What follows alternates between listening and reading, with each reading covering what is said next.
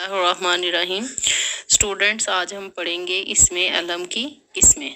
इसमें अलम की 5 किस्में हैं: खताब, लक़ब, तखल्लुस, कुनियत और उर्फ। सबसे पहली जो किस्म है वो है खताब। वो इसमें मारफा है जो किसी खूबी की वजह से हुकूमत की तरफ से दिया जाए, यानी कोई ख़ास काम करने की वजह से, कोई ख़ास खूबी, कोई ख़ास वस्फ है, उसकी वजह से जो दिया जाता है उसे खताब कहते हैं।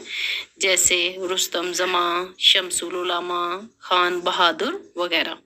लक़ब वो इसमें मारफा जो किसी खूबी की वजह से कौम की तरफ से दिया जाए, जैसे मूसा कलीमुल्ला, ईसा रूहुल्लाह, कायद आज़म, कायद मिल्लत वगैरह। यानी आप कोई ख़ास काम करते हो जिसकी वजह से जो आपकी अवाम है या कौम है वो आपको किसी ख़ास नाम से पुकारती है तो उसे लक़ब कहा जाता है। तखल्लुस देखे बेटा, अगर हम शायर जो हैं अपना पूरा नाम लिखेंगे तो वो शेर में बहुत लंबा हो जाएगा। यानी मुख्तसर नाम लिखने की वजह ये है कि शायर को वहाँ पे शेर में अपना तखल्लुस भी वो लिख देता है और पता भी चल जाता है कि किस शायर का जो कलाम है या किस शायर ने इस नज़म या गज़ल को लिखा है। इब्राहिम ज़ौक है पूरा नाम, तो पूरा नाम नहीं आएगा बल्कि सिर्फ ज़ौक आएगा। कुनियत वो इसम है जो बाप, माँ या बेटे या और किसी ताल्लुक की वजह से पुकारा जाए, जैसे इब्ने खताब, इब्ने मरियम, अबू अल कासम, अबू तराब। इनमें जो इब्ने खताब है वो हज़रत उमर फ़ारूक की कुनियत है, इनके वालिद खताब की वजह से, और इब्ने मरियम की कुनियत है हज़रत मरियम उनकी वालदा की वजह से।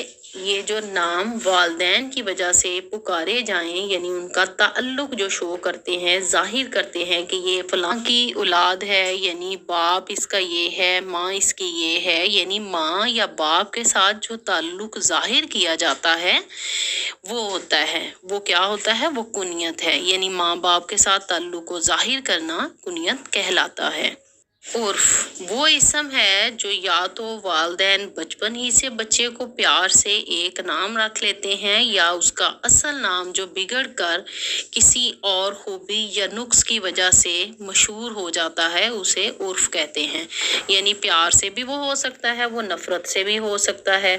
जैसे लंगड़ा, गुंगा, छोटा, मोटा, मिट्ठू, चंदा, मून वगैरह। यानी असल नाम की बजाय जो हम प्यार या नफरत की वजह से मशहूर हो जाता है उसको उर्फ कहा जाता है। स्टूडेंट्स, मैं आपको खताब और लक़ब के बारे में थोड़ा सा दोबारा बता दूं कि खताब क्या होता है, जो हुकूमत की तरफ से दिया जाता है। आपने सिर्फ ये अपने जहन में रखना है कि जो खताब है वो हुकूमत की तरफ से दिया जाता है और जो लक़ब है वो अवाम की तरफ से दिया जाता है।